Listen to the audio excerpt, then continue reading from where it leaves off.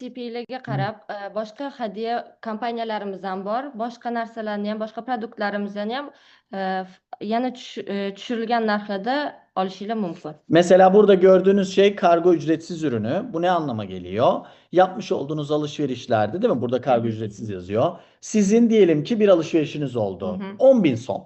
Örnek. 10.000 somluk bir alışveriş yaptınız ve normalde 30.000 som kargo ücreti ödeyeceksiniz. Biz şöyle bir şey yaptık. Sanırım Özbekistan'da çoğu firma yapmıyor bunu ama biz yaptık. Biz diyoruz ki bir de ekstradan bu ürünü eklersen bu ürünün bedeli karşılığında kargo ücreti ödemiyorsun. Bu da sizin için bir iyilik. Yani kargo ücretsiz ürün tercihiniz var.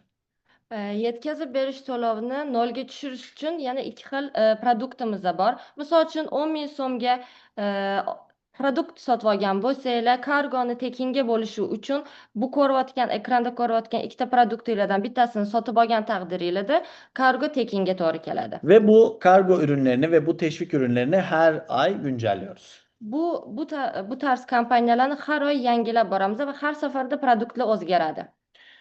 Ve sonrasında güzel paketlerimiz var. Bir tanesi yine böyle bir umumi paket yaptık. Bunun normalde 822.000 somluk değeri 600.000 soma gelecek. Temsilcimize özel yine bir diğer paket Hardas'a 950.000 som. Bunu da 700.000 soma alabilirler. Bunlar sistemde çıkacak. Ve aynı zamanda 165 CP'nin üzerindeki tüm kargolar kilo sınırı vesaire olmadan tamamen ücretsiz. 165 CP bo'lgan hamma produktinglarni kargosi tekinga to'g'ri keladi. Undan tashqari umumiy paketlar qilganmiz.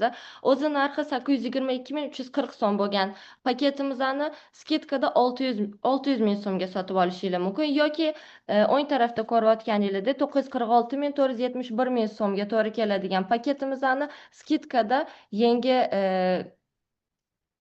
podpiska bo'lgan o'rtoqlarimiz uchun 700.000 so'mga skidkada olishinglar mumkin. Şunu da söyleyeyim Sevinç, bunu liderlerimiz duysun. Bu ürünler, bu temizlik ürünleri Türkiye'nin network marketing sektöründeki en çok tercih edilen temizlik ürünleri.